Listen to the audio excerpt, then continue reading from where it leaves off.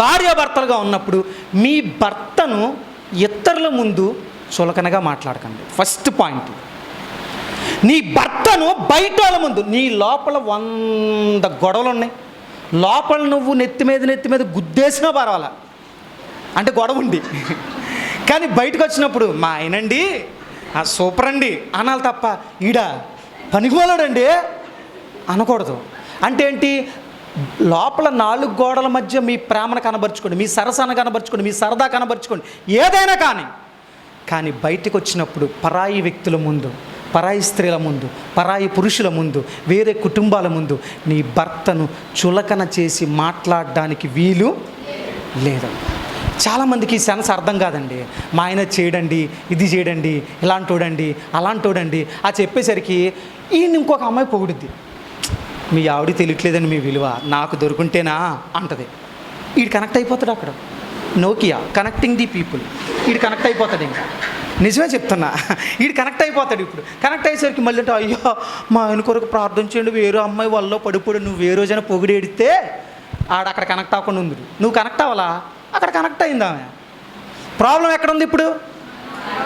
అందుకే చెప్తున్నా, నేను మళ్ళీ చెప్తున్నా ఈ మాట విని ఎవరికైనా నీ భర్తను ఏ వయసు వచ్చినా సరే పరాయి పురుషుల ముందు కానీ, పరాయి స్త్రీల ముందు కానీ, పరాయి కుటుంబాల ముందు కానీ నీ భర్తను చులకన చేసి మాత్రం మాట్లాడు. నీ సమస్య దైవజనుడి దగ్గర మాత్రమే చెప్పు.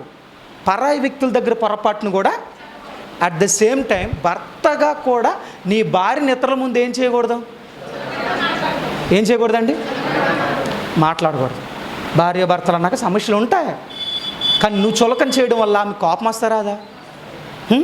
అంటే నువ్వు భార్య నువ్వే లోకు చేస్తే బయట వాళ్ళు ఆడుకుంటారుగా, నీ భర్త నువ్వే లోకు చేస్తే బయట వాళ్ళు ఆడుకుంటారుగా. అంటే నేను మళ్ళీ చెప్తున్నాను, నీ భర్త గురించి కంప్లైంట్స్ బయట వాళ్ళకి చెప్పొద్దు, నీ భార్య గురించి కంప్లైంట్స్ బయటికి అని చెప్తాను.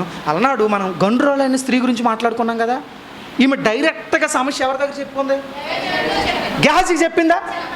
మరి మనం ఎందుకు అక్కడక్కడ చాటింపు వేసుకుని చెప్పుకుంటున్నాం? అక్కడక్కడ అలా అండి, ఈవిడ మంచిది కాదండి, ఆయన మంచోడు కాదండి, ఎందుకు చెప్తున్నావు? సమస్యలు ఎందుకు వస్తున్నాయి అని అంటే, నువ్వు మంచి వాళ్ళు కాకపోయినా మంచిగా చెప్పడం వల్ల ఏదో ఒక రోజు ఆడు రిలీజ్ అవుతాడు, ఏదో ఒక రోజు ఆమె రిలీజ్ అవుద్ది. అరే నేను ఇంత పనికిమాలిదానైనా, ఇంత పనికిమాలను ఉన్నాయినా, ఇంత మంచిగా పక్క వాళ్ళ గురించి చెప్తుంది అనుకున్నప్పుడు ఖచ్చితంగా రిలీజ్ అవుతారా అవరా? అంటే సమస్య ఎక్కడ వస్తుంది ఇప్పుడు? మీకు అర్థమవుతుందా? అందుకే దేవుడు నీకు ఏది ఉండకూడదు అన్నాడో అది నీ జీవితంలో, ఏది ఉండాలని చెప్పాడో అది ఉండాలి. ఓర్పు ఉండాలా. నేను మళ్ళీ చెప్తున్నా, కుటుంబాలు నిలబడాలంటే ఓర్పు చాలా, సహనం చాలా అవసరం. ఓర్పు లేకపోతే కుటుంబాలు నిలబడవండి. నేను మళ్ళీ చెప్తున్నా, ఓర్పు లేకపోతే కుటుంబాలు నిలబడవు, సహించకపోతే కుటుంబాలు నిలబడవు. ఓర్పుతో ఉండాలా, సహనంతో ఉండాలా. కొన్ని